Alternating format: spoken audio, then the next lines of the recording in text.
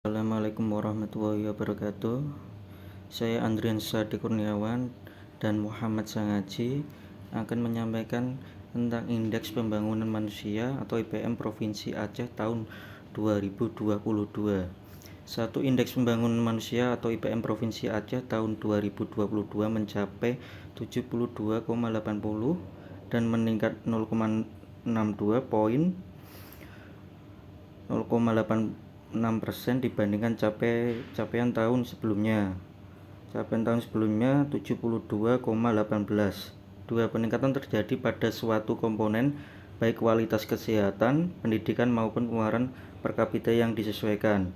3. Selama 2010 sampai 2022, IPM Provinsi Aceh rata-rata meningkat sebesar 0,68%. 1. Perkembangan IPM Provinsi Aceh tahun 2010 sampai 2022. Pembangunan manusia di Provinsi Aceh terus mengalami kemajuan dan peningkatan pada periode 2010 hingga 2022. Selama 2010 sampai 2021, IPM Provinsi Aceh rata-rata meningkat sebesar 0,68% per tahunnya. Dari 67,09 pada tahun 2010 menjadi 72,80 pada tahun 2022. Pada periode 2021 sampai 2022, IPM Provinsi Aceh tumbuh sebesar 0,8% lebih tinggi jika dibandingkan dengan kenaikan pada periode 2020 sampai 2021 yang tumbuh sebesar 0,26%. Sejak tahun 2016, status pembangunan manusia Provinsi Aceh meningkat dari level sedang menjadi tinggi. Setelah mengalami perlambatan pada tahun 2010 karena pandemi COVID-19, peningkatan IPM Provinsi Aceh sudah kembali membaik pada tahun 2021 hingga tahun 2022. Seiring dengan perbaikan kinerja ekonomi yang berpengaruh positif terhadap indikator konsumsi real per kapita yang disesuaikan.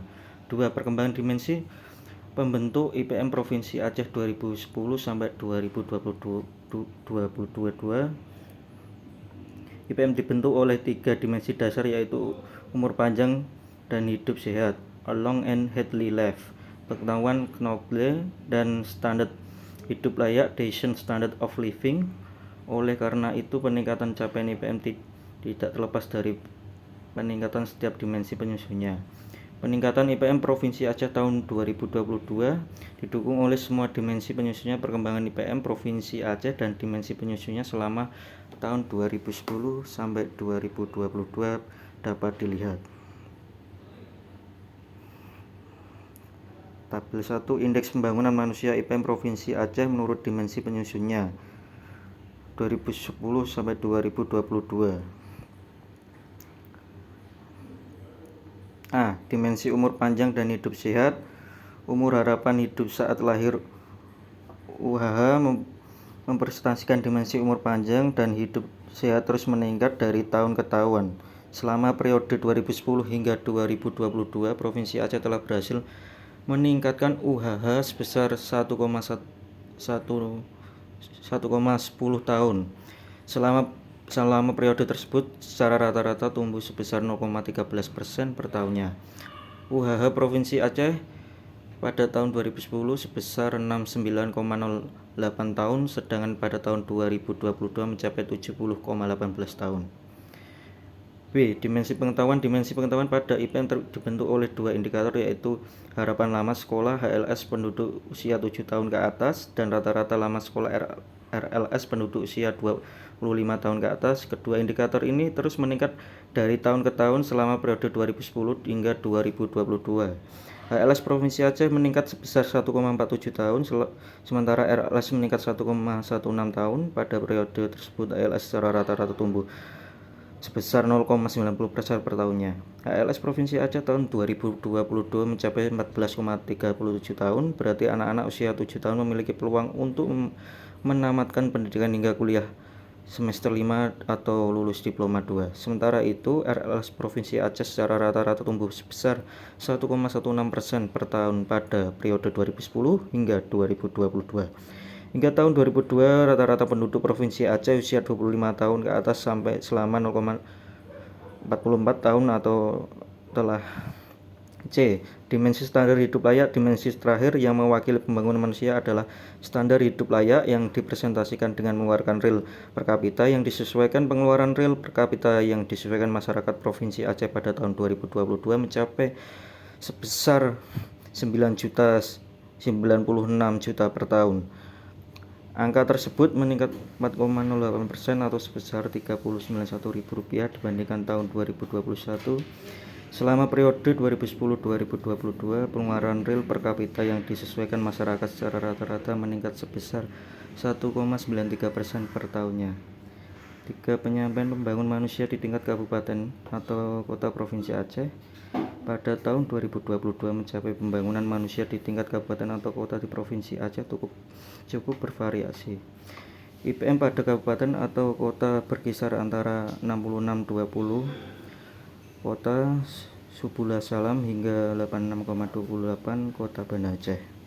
Pada dimensi umur panjang dan hidup sehat UAH berkisar antara 64-30 tahun kota Subula Salam hingga 71-87 tahun kota Lok Sumawe.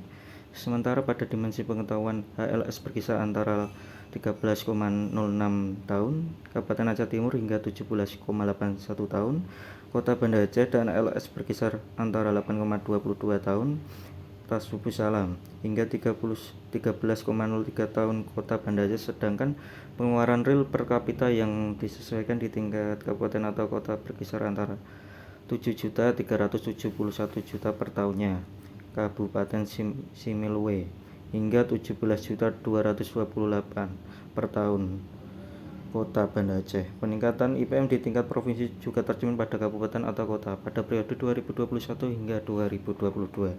Seluruh kabupaten atau kota mengalami peningkatan IPM pada periode ini. Tercatat 5 kabupaten atau kota dengan kemajuan pembangunan manusia paling cepat, yaitu Kota Subula Salam 1,42%, Kabupaten Aceh Tamiang 1,37%, Kabupaten Aceh Timur 1,31%, Kabupaten Similwe 1,29%, dan Kabupaten Aceh Tenggara 1,27%.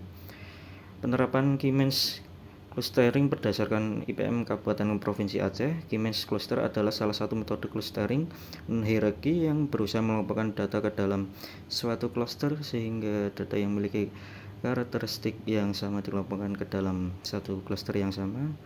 Wardono et al. 2019. Kimens termasuk algoritma clustering dengan proses berulang-ulang. Huruf K diartikan sebagai jumlah cluster yang hendak dibuat. Selanjutnya nilai K ditetapkan secara acak, sedangkan means adalah nilai sementara yang menjadi pusat dari cluster atau disebut juga dengan ketroid. Setiap data yang dihitung jarak terhadap masing-masing ketroid dengan memakai rumus Euclidean hingga dihasilkan jarak terdekat, dan setiap data dengan ketroid.